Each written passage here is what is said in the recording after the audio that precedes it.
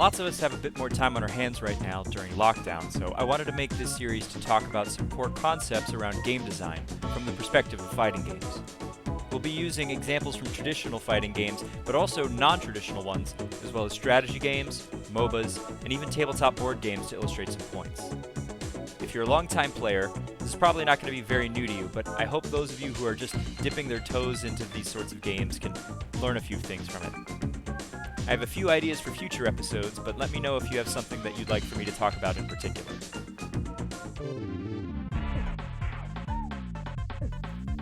In a traditional fighting game, two players face off against each other on relatively equal footing, with the exception of their characters and individual skill level.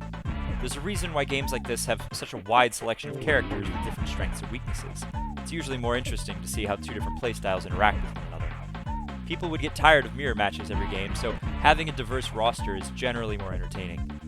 Even ancient Roman gladiator fights typically equipped fighters with different weapons and armor to see different strategies. Seen here with the classic matchup of a Secutor on the left with heavier armor and a shield, and a Retiarius with lighter armor and a trident net combo on the right. In much the same way, characters in fighting games bring unique questions and answers in the conversation of a fight. What we're talking about today in particular is this idea of a position of strength. These positions represent the area where your character is most dangerous. A grappler or rushdown style character typically wants to close the distance between themselves and their opponents, because that's where they're going to be the most dangerous. A zoner style character typically wants to keep their opponents at arm's length so as to better exploit their range advantage. For example, if two people are 100 feet away from one another, one with a bow and arrow and the other with a dagger, the bow seems a lot more dangerous.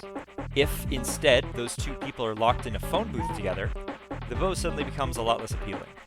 To quote Sun Tzu, "By holding out advantages to him, a great general can cause the enemy to approach of his own accord, or, by inflicting damage, he can make it impossible for the enemy to draw near."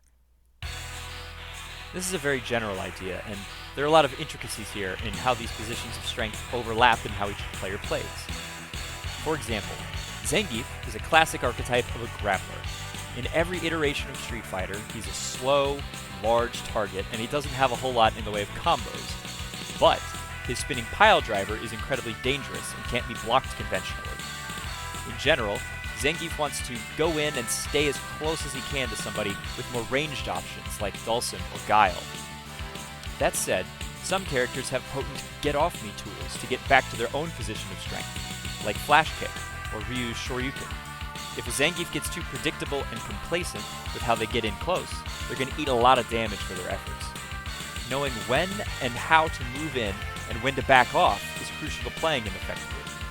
Getting a knockdown on a zoner and then moving in to bait out a risky Shoryuken and then backing off so he can punish the missed attack is a classic mind game between the two players.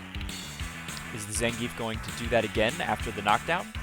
Will he go in for an immediate grab, or maybe jump and do an air grab in anticipation of a jump? It's all about using your positions of strength to your advantage and mitigating your character's weaknesses. The step after that is knowing how best to exploit your opponent's weaknesses, knowing their positions of strength. Less a physical position and more of a point in time is knowing when your character is at their strongest in a fight. Let's look at Bane from the Injustice series as a really clear example of this. Bane's shtick in the comics is that he uses a steroid called Venom to supplement his immense strength, but it comes with significant side effects to it. This is represented in the Injustice games with a Venom gauge in the corner that the player can manipulate. Use the Venom and you get damage and armor benefits for a short time. When he comes down from the Venom, he's slower and deals less damage for a period of time. The more that you use in a short period, the worse and longer the side effects are right after. Playing him is all about getting used to the timing of when to pressure an opponent with a huge boost from Venom and how to mitigate the crash right afterward. As an opponent, keeping tabs on Bane's Venom usage can be the difference between a close win or loss. Seeing and exploiting his period of vulnerability can end up with a huge swing in the tempo of the game. In Marvel vs. Capcom 3, the character Phoenix Wright is a relatively weak fighter. He isn't particularly fast or damaging and can be very vulnerable to aggressive teams. However, in keeping with his background of being a lawyer, he can collect evidence off the ground during a fight. If he gets 3 good pieces of evidence and hits an opponent with an objection, one of his attacks, he suddenly becomes one of the strongest characters in the game, entering what's called turnabout mode.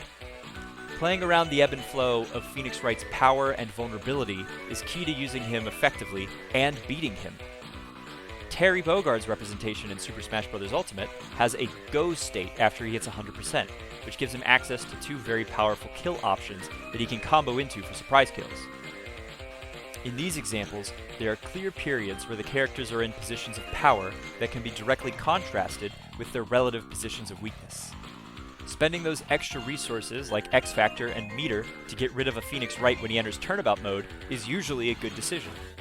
Going for a Gimp or low percent kill on Terry in Smash that doesn't allow him the ability to use some of his most powerful options is also very good.